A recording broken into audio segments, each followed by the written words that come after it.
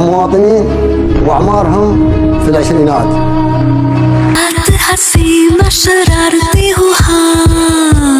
दोस्तों सोचो जरा,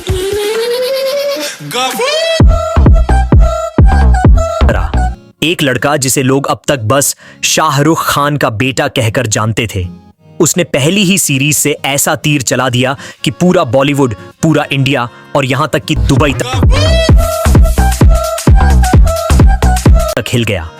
जी हां, आर्यन खान की Netflix series the bads of Bollywood ने सिर्फ 17 दिनों में 4000 करोड़ कमा डाले। अब 4000 करोड़ का नाम सुनकर ही हालत ढीली हो जाती है, क्योंकि यहां बड़े बड़े सुपरस्टार्स अपनी 200-300 करोड़ की फिल्मों के साथ धड़ाम हो जाते हैं, और वहीं आर्यन ने एक OTT सीरीज से वो काम कर दिखाया जो सोच से भी बाहर था।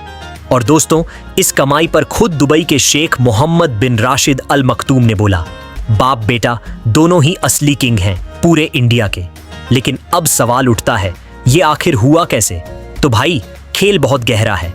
नेटफ्लिक्स ने सिर्फ सीरीज रिलीज नहीं की, बल्कि एक ऐसी प्लानिंग चलाई कि कंट्रोवर्सी खुद ब खुद पैदा हो गई।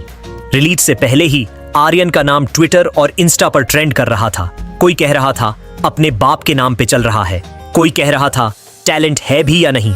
और यही नेगेटिव पब्लिसिटी नेटफ्लिक्स के लिए पॉजिटिव गोल्ड माइन बन गई। दोस्तों, असली धमाका इस सीरीज के कंटेंट में था। इसमें मसाला भी था, सस्पेंस भी और एक्सपोजर भी। ड्रग्स, पावर, पॉलिटिक्स और बॉलीवुड के छुपे हुए राज, सब कुछ खुलकर दिखाया गया। और जब पब्लिक को लगता है कि सामने वाली चीज रियल के आसपास है, तो उनकी क्यूरियोसिटी और भी बढ़ जाती है। यही साइकोलॉजी नेटफ्लिक्स ने हिट कर दी। सुनने में तो ये भी आया है कि इस सीरीज के कुछ हिस्से असली माफिया डॉन की लाइफ से इंस्पायर्ड हैं। और भाई, जब ऑडियंस को लगता है कि स्क्रीन पर चल रहा ड्रामा कहीं ना कहीं सच से जुड़ा है, तो फिर बिंज वॉचिंग रुकती नहीं, और यहीं से नेटफ्लिक्स के सर्वर तक हिल गए। और एक सीक्रेट बात, आर्यन ने सिर्फ एक्टिंग ही नहीं की, बल्कि राइटिंग और प्रोडक्शन में भी अपना दिमाग लगाया। मतलब वो सिर्फ स्क्रीन पर हीरो नहीं, बल्कि स्क्रीन के पीछे भी गेम चेंजर बन गया।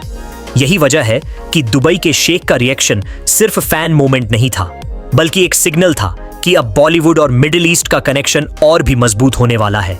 सोचो भाई, अगर पहली ही सीरीज ने 17 दिन में 4000 करोड़ ठोक दिए हैं, तो आने वाले प्रोजेक्ट्स का स्केल कितना बड़ा होगा।